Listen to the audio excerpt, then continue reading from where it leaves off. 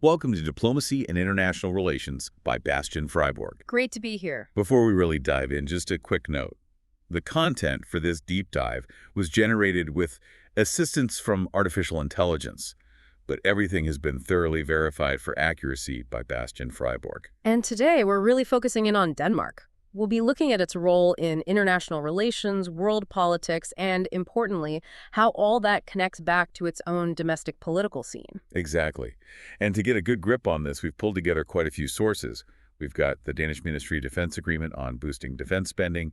There's Wikipedia's overview of the Kingdom of Denmark's Arctic policy, and an analysis from DIS, that's the Danish Institute for International Studies, looking at Denmark's time on the UN Security Council. We're also drawing on a brief from the European Parliament's think tank about Denmark's climate action strategy, a paper from Columbia International Affairs Online looking at Denmark and the WTO. The World Trade Organization, right.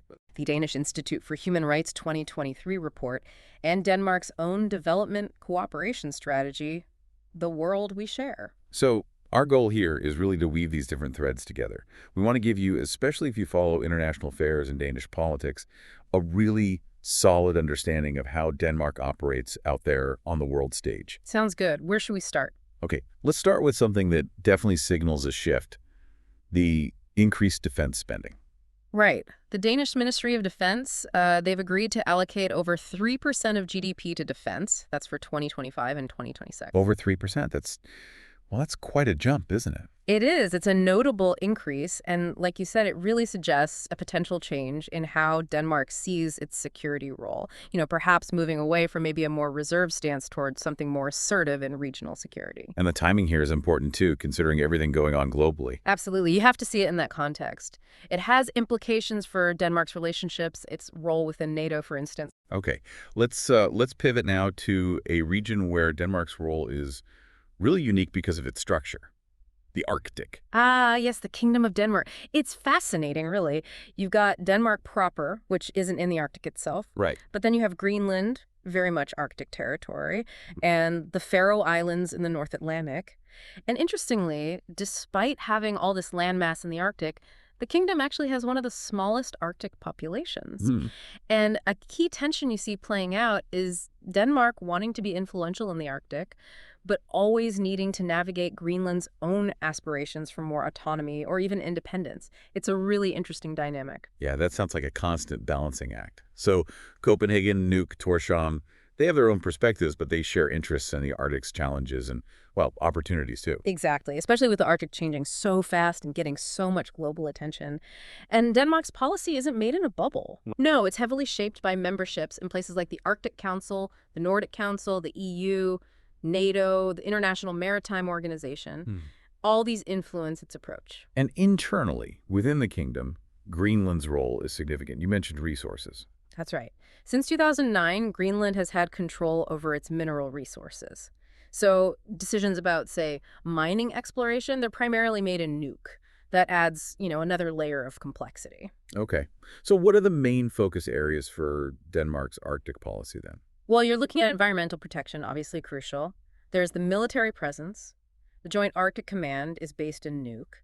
Then there's governing those potential mineral resources we mentioned and managing the fisheries, which are vital for the Faroe Islands especially. And this isn't just some side issue for Denmark, is it? I remember seeing their 2023 foreign policy strategy really emphasize the Arctic's geopolitical importance. Absolutely. It's central. Denmark wants to be a major voice in the Arctic Council, presenting this unified front as one kingdom. But that's tricky with Greenland's aspirations. Exactly.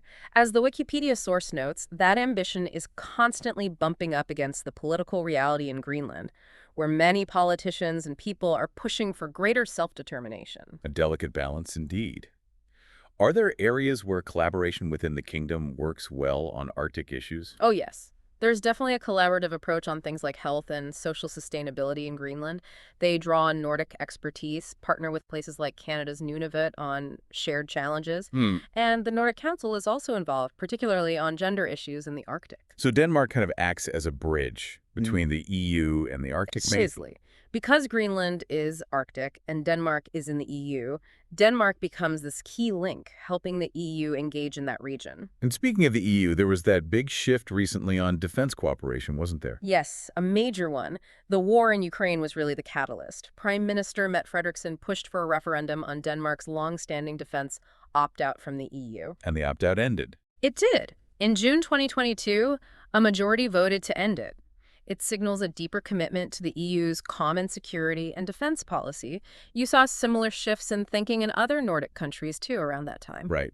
And looking ahead, Denmark's taking on a big role in the Arctic Council soon. That's right. They're set to take over the chairmanship from Norway in 2025. That'll give them a big platform to shape the agenda for a couple of years. Okay. Now, we can't talk Arctic without talking economics, right? It's not just geopolitics. No, definitely not. The potential for extracting gas, oil, minerals, gold, zinc, those crucial rare earth elements, it's a big part of the economic picture up there. But with environmental concerns. Absolutely. The Danish Foreign Ministry consistently stresses that any exploitation has to be environmentally and socially sustainable, with strong regulations in place. Which seems vital, given how fragile the Arctic ecosystem is. And for Greenland and the Faroes specifically, their traditional resources are huge. Huge. Fish and ocean mammals, they're the backbone. About 85% of Greenland's exports, maybe 90% for the Faroes. So sustainable management of fisheries is paramount. And that means working closely with international bodies, ICES for scientific advice, NAMMCO for marine mammals, NEAFC for fisheries management, the IWC for whaling. It's all about following those international rules. Makes sense. And with climate change potentially opening up routes like the Northeast Passage, could that mean more shipping activity? Exactly. More shipping, more sailing. That could bring new economic opportunities, especially for the Faroe Islands. Both Greenland and the Faroes are looking to attract foreign investment, but they have to do it while sticking to WTO rules and their EU obligations, since the kingdom is part of both. Okay, quite a complex picture in the Arctic. Let's shift gears now to another international forum, the UN Security Council. Denmark had a term there recently. Yes, they did. And during that time, their focus was very much on safeguarding international law. They also pushed for the Security Council itself to be more accountable, more effective, and more representative. Even without knowing their specific thematic priorities from our sources, just being there as a smaller nation seems significant. It really does. It underscores Denmark's commitment to that rules-based international order we hear so much about. Right. Now, the European Parliament think tank also looked at Denmark's climate strategy. What can we glean from that? Well, the specific details aren't in the snippets we have, but the fact the EP is analyzing it tells you something. It shows Denmark's role and ambitions on climate change are seen as significant on the European and probably global stage. We can probably infer it involves ambitious emission cuts and promoting a green transition, given their other commitments. Okay, which leads us nicely into Denmark and the World Trade Organization, the WTO. This sounds like another area where global rules meet national priorities. It really is, and Denmark's approach here kind of reflects the wider story of globalization. The WTO, remember, came out of the Jatamata agreements, but the 1994 version created a much more formal international organization. Right, not just an agreement. Exactly. And the scope widened way beyond just tariffs, taxes on imports. It now covers non-tariff barriers, think regulations, quotas, and even delves into social issues like labor standards, environmental protection, sometimes called the red and green issues in trade. And adding those social issues caused quite a stir, didn't it, between different groups of countries? Oh, absolutely. Developed countries often want to link trade deals to these standards, to prevent things like eco-dumping or social dumping, basically, competing based on lower environmental or labor standards. Makes sense from their perspective. But for developing countries, meeting those standards can be a real challenge. They might see it as a barrier to trade or argue that their development level needs to be considered. So they often resist making trade conditional on these things. So where does Denmark fit in this debate? Does it line up strongly with, say, the U.S. on pushing these standards? Interestingly, the analysis suggests not entirely. Denmark isn't seen as a staunch ally of the U.S. in forcefully pushing social clauses. While Denmark generally supports having a broad WTO agenda and backs positive ways to promote social concerns, it seems to do so with a real sensitivity to the specific situations in developing countries. It's a more balanced approach, perhaps.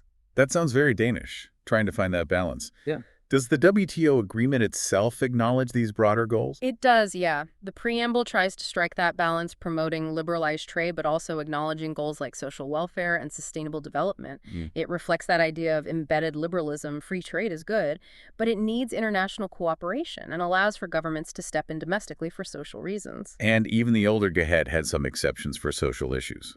Yes, Article XX of GATT allowed exceptions for things like protecting the environment or public health. How those exceptions are interpreted has evolved, though. Cases like the famous shrimp turtle case showed the WTO panels becoming more open to environmental justifications for trade restrictions under certain conditions. Within Denmark itself, is there general agreement on being part of the WTO? By and large, yes. Most parties in the Folketing, the parliament, support WTO membership. They see the benefits of freer trade and appreciate the push for more transparency in the system. But not everyone. No, there's one notable exception, the Unity List and Heads Listen. They strongly oppose the WTO. Why is that? Their view comes from more unilateralist and maybe post-materialist values. They worry that WTO rules could restrict Denmark's ability to set its own high standards for things like product safety or environmental protection, national sovereignty concerns, basically. Okay, so familiar tension there between global rules and national control. Exactly. The other major parties, Social Democrats, Conservatives, Liberals, and so on, are generally pro-WTO, but they might differ a bit on how much emphasis to place on embedding those social and environmental concerns within the trade framework. It reflects that ongoing balancing act. Right. Let's shift focus now inwards to the domestic human rights picture in Denmark, based on the Danish Institute for Human Rights 2023 report. It sounds like a mixed bag. Yeah. Strong foundations, but areas needing work. That's a good way to put it. The report starts by saying Denmark generally does uphold the rule of law, and it points out that the European Court of Human Rights usually rejects deportation cases against Denmark, suggesting the courts are doing their homework on human rights. But there are concerns. Yes. Several areas are highlighted. The growing impact of digitalization is one, the spread of misinformation, especially via AI, and, quite worryingly, signs of self-censorship in public debate. Self-censorship, people afraid to speak out. Exactly. The report mentions data showing a fair number of people hold back from expressing opinions publicly. They fear things like threats, violence, negative reactions from employers, or even government surveillance. That's obviously not healthy for open debate in a democracy. No, definitely not. The report also mentions specific laws, like the Quran law. That caused quite a stir internationally. It did. This law prohibits the improper treatment of writings that religious communities consider significant. It's faced criticism, including from the UN. The main concerns are that it might be too vague and could be a disproportionate restriction on freedom of expression, potentially conflicting with Article 19 of the International Covenant on Civil and Political Rights. And there were other relevant court cases mentioned about flags and a depiction of the prime minister. Right. Those cases show the courts grappling with where exactly the lines of free speech should be drawn in Denmark today. It's an ongoing process, balancing values and legal precedent. Okay. The report also talked a lot about AI and digitalization. Denmark's very digital, right? But that brings challenges. Hugely digital. And yes, the report stresses the need to balance all the benefits of that with protecting citizens' rights. There are concerns about the power of big tech companies, the risk of AI spreading mis and disinformation, and even the government potentially losing track of how data is used when authorities employ AI for things like case management. And it's not just future risks. There are present problems, too. Yes. The report points out that a significant chunk of the population feels left behind digitally, struggling to access public services online. And there was that example of the faulty IT system for welfare payments, the KY system, which actually led to people losing out on their rights because the tech wasn't up to scratch. So the report recommends more regulation and raises flags about things like facial recognition. It does. It suggests regulating how tech giants use AI to protect information quality. And it specifically notes a lack of clear rules in Denmark for police using facial recognition. That raises big privacy concerns, obviously, and could impact freedom of expression and assembly, too. Especially with the EU bringing in its new AI Act, though Denmark has that opt-out on justice and home affairs. Right, which complicates things. And the report actually cites a European Court of Human Rights ruling emphasizing that facial recognition is a major privacy intrusion and needs really strong legal safeguards. Okay, let's move to prisons and detention. What were the key human rights concerns there? Well, the basic point is that even when someone is imprisoned, their fundamental human rights still apply, even if liberty is restricted. Right. A major concern highlighted is pretrial detention. Denmark uses it relatively often and for quite long periods compared to other Nordic countries. And that can be problematic. Yes, the UN Committee Against Torture has raised concerns. They worry about the limited use of alternatives to detention, restrictions on detainees' contact with the outside world, and that the amount of time some spend isolated in their cells could effectively amount to solitary confinement. Wow. Other issues in prisons. Overcrowding and staff shortages are mentioned as increasing the risk of human rights violations. And that plan to rent prison places in Kosovo is noted as lacking a clear legal basis. But despite these domestic and UN concerns, the European Court of Human Rights generally upholds Danish deportation decisions. Generally, yes, if the Danish courts have done a thorough human rights assessment first. There are exceptions, of course, for people with long residency, less serious crimes, or severe mental health issues. And the report also outlined what the Danish Institute for Human Rights itself does. Yeah, it covers their work in 2023 responding to government consultations, publishing analyses, doing public outreach, and advising the government and parliament on human rights issues. Okay, let's shift outwards again for our final section, looking at Denmark's big picture strategy for development cooperation, the world we share. What's the main thrust of that? Well, the core aim is pretty ambitious. It's about preventing and fighting poverty, inequality, conflict, displacement, and irregular migration by creating hope, opportunities, and building societies that are both just and resilient. It's explicitly linked to the UN's Sustainable Development Goals, the SDGs, and the Paris Agreement on Climate Change. And what principles guide this strategy? It clearly states the guiding principles are democratic values, human rights, protecting the vulnerable, and gender equality. And the overall vision? The vision is for a more secure, sustainable world without poverty. And the way to get there is through international cooperation, building those just and resilient societies using the SDGs and Paris Agreement as sort of guiding lights. Okay. Does it lay out specific objectives? It does. 4 main ones. First, prevent poverty, fragility, conflict, violence, and create sustainable alternatives to irregular migration and displacement. Right. Second, take international leadership on emission reductions, the green transition, and access to clean energy. Third, create hope and help more people better, especially where things are toughest. And fourth, build dynamic partnerships for a changing world. That sounds incredibly comprehensive. It touches on so many interconnected issues.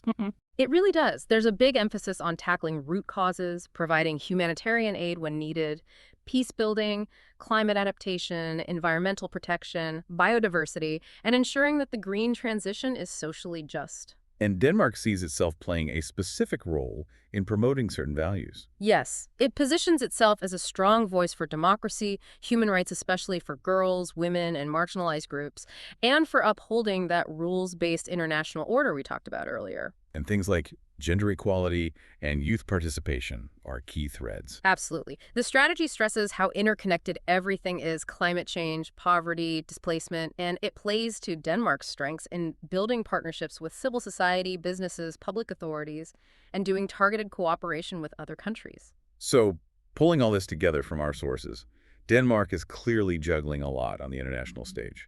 Defense, the Arctic, trade, human rights at home, global development. Yes, it's navigating a really complex world, trying to find that sweet spot between its own national interests and its wider commitments to cooperation, human rights, and sustainable development. And you can really see how domestic politics and these international obligations constantly interact and shapes Denmark's foreign policy. It creates opportunities, but also real challenges. Which leads to some interesting questions for you, our listener, especially if you follow Danish and international politics.